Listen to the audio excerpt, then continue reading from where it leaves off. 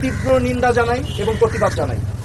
শিক্ষার্থী ভাই বোনদেরকে গ্রেফতার করা থেকে বিরত থাকার জন্য আমি আহ্বান। ক্ষতি কিছুই না, ক্ষয়ক্ষতি কেন কিছু না, এই ক্ষয়ক্ষতি যে সম্পদের ধ্বংস হয়েছে সেগুলো তো জনগণের সম্পদ, ট্যাক্স দিয়ে করা হয়েছে, এগুলো জনগণের সম্পদ, এগুলো সাথে আমরাই আবার গড়ে নিব। কিন্তু একটি প্রাণ যেটা আমরা হারিয়েছি, একটি প্রাণও কি আমরা ফেরত পাবো? এই প্রাণ কি ফিরে আসবে?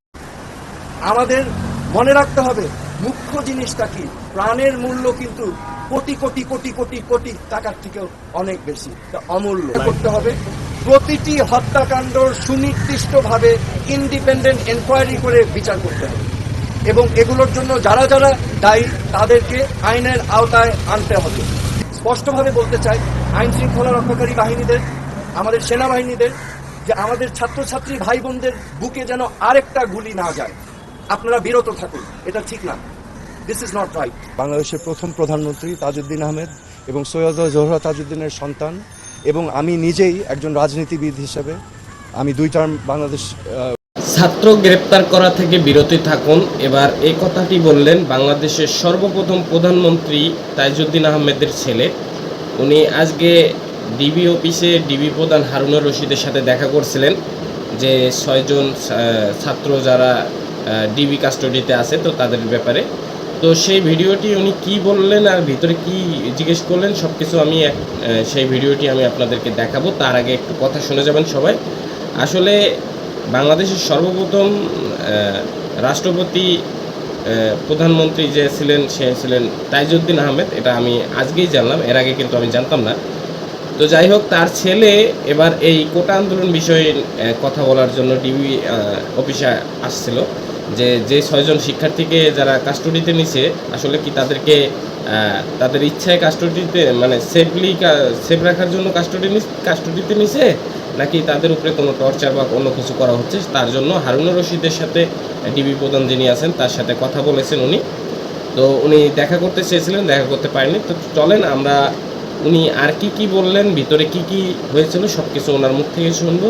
তার আগে বলে নেই, যারা যারা চ্যানেলটিকে সাবস্ক্রাইব করেছেন সবাইকে অসংখ্য অসংখ্য ধন্যবাদ। যারা এখনও সাবস্ক্রাইব করেন প্লিজ সাবস্ক্রাইব করে পাশে থেকে বেল আইকন বাজিয়ে দেবেন, আর আপনার মূল্যবান মতামত এই কমেন্ট বক্সে কমেন্ট করে যাবেন। তো চলেন ভিডিওটি দেখে আসি। বাংলাদেশের মুক্তিযুদ্ধ নেতৃত্ব দানকারী বাংলাদেশের প্রথম প্রধানমন্ত্রী তাজউদ্দিন আহমেদ এবং সৈয়দা জোহরা তাজউদ্দিনের সন্তান এবং আমি নিজেই একজন রাজনীতিবিদ হিসেবে আমি 2 টার্ম বাংলাদেশ সংসদের সদস্য ছিলাম, স্বরাষ্ট্র প্রতিমন্ত্রীর দায়িত্ব পালন করেছি এবং এখন আমি একজন সাধারণ নাগরিক। আমি আজকে এই ব্যাকগ্রাউন্ড এবং একজন সাধারণ নাগরিক হিসাবে আমি ডিবি অফিসে এসেছি, কারণ আমি বাংলাদেশের সকল মানুষের মতোই বাংলাদেশকে নিয়ে উদ্বিগ্ন বোধ করছি। আজকে এই পরিস্থিতি নিয়ে উদ্বিগ্ন বোধ করছি, কারণ আমি জানি, বাংলাদেশের সকল মানুষ জানে যে আমরা মহান মুক্তিযুদ্ধ করেছিলাম একটি সোনার বাংলাদেশের জন্য, যেই সোনার বাংলাদেশে ন্যায় বিচার থাকবে, যেই সোনার বাংলাদেশে মেধা দিয়েই যাচাই হবে যোগ্যতা, যেই সোনার বাংলাদেশে গরিব ধনী সকলের জন্য মৌলিক অধিকার থাকবে, বাক স্বাধীনতা থাকবে, চিন্তার স্বাধীনতা থাকবে। আজকে আমি মনে করছি যে আমাদের সকলেরই এই অধিকারগুলো ক্ষুণ্ণ হচ্ছে মারাত্মকভাবে।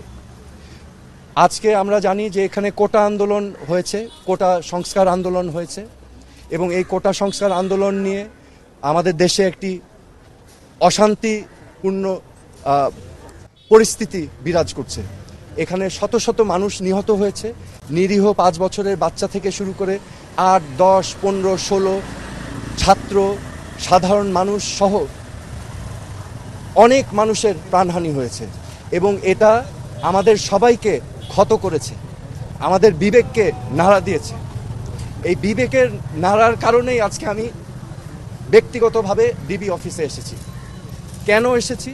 আমি ডিবি প্রধানের কাছে 3টা প্রশ্ন নিয়ে এসেছিলাম। আমার প্রথম প্রশ্ন ছিল যে এই 6 জন সমন্বয়কারীকে গ্রেফতার করা হয়েছে নাকি সেফ কাস্টডিতে নেওয়া হয়েছে। দ্বিতীয় প্রশ্ন, যদি অ্যারেস্ট হয়ে থাকে তাহলে আমার কোনো প্রশ্ন নাই, আমার কোনো দাবি নাই, কিন্তু যদি সেফ কাস্টডি হয়ে থাকে তাহলে আমি তাদের সাথে দেখা করতে চাই। ডিবি প্রধান আমাকে পরবর্তীতে ঊর্ধ্বতন কর্মকর্তার কথা বলে উনি আমাকে জানিয়েছেন যে এই 6 সমন্বয়কারী যেহেতু তাদের নিরাপত্তা নিয়ে উদ্বিগ্ন ছিল সেই কারণে তাদেরকে সেফ কাস্টাডিতে নেওয়া হয়েছে। এই কথা শুনে আমি প্রশ্ন করেছিলাম যে আপনারা কিভাবে বুঝলেন যে তারা উদ্বিগ্ন তাদের নিরাপত্তা নিয়ে? তারা কি আপনাদেরকে জানিয়েছিল, রিকোয়েস্ট করেছিল? আমাকে তখন তিনি জানিয়েছেন না, ওনারা বুঝতে পেরেছেন মনিটরিং করে। সো যেহেতু তারা সেফ কাস্টাডিতে, আমি তখন রিকোয়েস্ট করলাম আমি তাদের সাথে দেখা করতে চাই। তো প্রতি উত্তরে আমাকে জানানো হয়েছে যে দেখা করতে চাইলে ঊর্ধ্বতন কর্তৃপক্ষের পারমিশন নিয়ে আমার দেখা করতে হবে তাদের সাথে। আমার তৃতীয় প্রশ্ন ছিল তাদেরকে কখন সেফ কাস্টাডি থেকে মুক্তি দেওয়া হবে। এই প্রশ্নের জবাবে তিনি বলেছেন যে ঊর্ধ্বতন কর্তৃপক্ষ যখন ওনাকে নির্দেশনা দিবেন তখনই ওনাদেরকে ছেড়ে দেওয়া হবে। সো আমার প্রশ্ন এখন, সেফ কাস্টাডি আমার জানা মতে একজন নাগরিক যদি রিকোয়েস্ট করে তাহলে সেফ কাস্টাডি নেওয়া যেতে পারে, কিন্তু রিকোয়েস্টের বাইরে যদি কাউকে সেফ কাস্টাডিতে নেওয়া হয় এটা কি আসলে সেফ কাস্টাডি না এটা অ্যারেস্ট? তো এটা হচ্ছে আমার প্রশ্ন। এখানে আমি আপনাদের সম্মুখে স্পষ্টভাবে বলতে চাই, এই ছাত্র আন্দোলন, কোটা সংস্কার আন্দোলন নিয়ে যে সকল ক্ষয়ক্ষতি হয়েছে, ক্ষয়ক্ষতি কিছুই না। ক্ষয়ক্ষতি কেন কিছু না? এই ক্ষয়ক্ষতি যে সম্পদের ধ্বংস হয়েছে সেগুলো তো জনগণের সম্পদ, ট্যাক্স দিয়ে করা হয়েছে, এগুলো জনগণের সম্পদ, এগুলো সাথে আমরাই আবার গড়ে নিব। কিন্তু একটি প্রাণ যেটা আমরা হারিয়েছি, একটি প্রাণও কি আমরা ফেরত পাবো? এই প্রাণ কি ফিরে আসবে? আমাদের মনে রাখতে হবে মুখ্য জিনিসটা কি, প্রাণের মূল্য কিন্তু কোটি কোটি কোটি কোটি কোটি টাকার থেকেও অনেক বেশি, অমূল্য। তো আমার আজকে আপনাদের সামনে আমি স্পষ্টভাবে বলতে চাই আইন শৃঙ্খলা রক্ষাকারী বাহিনীদের, আমাদের সেনাবাহিনীদের, যে আমাদের ছাত্রছাত্রী ভাই বোনদের বুকে যেন আরেকটা গুলি না যায়। আপনারা বিরত থাকুন, এটা ঠিক না, দিস ইজ নট রাইট। আমার মনে হয় যে এখানে একটা সমূহ সমাধান প্রয়োজন, এবং সমাধানের প্রথম কাজ যেটা করতে হবে, প্রতিটি হত্যাকাণ্ড সুনির্দিষ্টভাবে ইন্ডিপেন্ডেন্ট এনকোয়ারি করে বিচার করতে হবে, এবং এগুলোর জন্য যারা যারা দায়ী তাদেরকে আইনের আওতায় আনতে হবে। বিচার বহির্ভূত কোনো হত্যাকাণ্ড করা যাবে না, এবং আমাদের এই সমাধান রাজনৈতিকভাবে করতে হবে। এই সমাধান সবাইকে নিয়ে আলোচনার মাধ্যমে করতে হবে। এই সমাধান করার জন্য প্রথম শর্ত আমি যেটা বললাম যে বিচার করতে হবে, এই প্রাণহানির প্রত্যেকটা প্রাণহানির বিচার করতে হবে, এবং যারা এটার জন্য দায়ী তাদেরকে আইনের আওতায় আনতে হবে। তারপরে আলোচনার মাধ্যমে সমাধান। আমি তীব্র নিন্দা জানাই এবং প্রতিবাদ জানাই। শিক্ষার্থী ভাই বোনদেরকে গ্রেফতার করা থেকে বিরত থাকার জন্য আমি আহ্বান করছি। শিক্ষার্থীদের জন্য আমার মেসেজ আছে, আমাদের ভবিষ্যৎ স্বপ্ন যেন বিনষ্ট না হয়। আমাদের বাংলাদেশ আমরা লক্ষ লক্ষ শহীদের রক্তের বিনিময়ে আমরা অর্জন করেছি। এই দেশটা তোমাদের, এই দেশটাকে তোমাদেরই করতে হবে।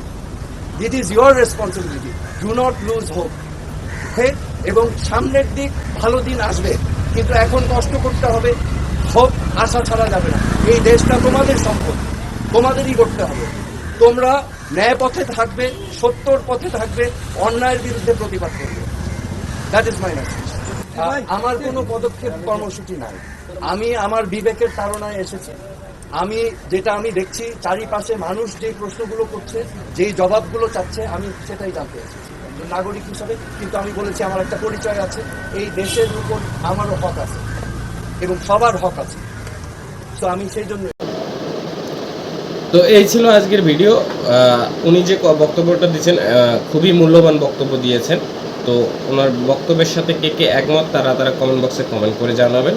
তো চ্যানেল নতুন হয়ে থাকলে চ্যানেলটিকে সাবস্ক্রাইব করে পাশে থাকা বেল আইকন বাজিয়ে দেবেন। এরকম নিত্য নতুন ও আপডেট ভিডিও সবার আগে আমার চ্যানেলে পেয়ে যাবেন। তো ধন্যবাদ, দেখা হচ্ছে নেক্সট ভিডিওতে।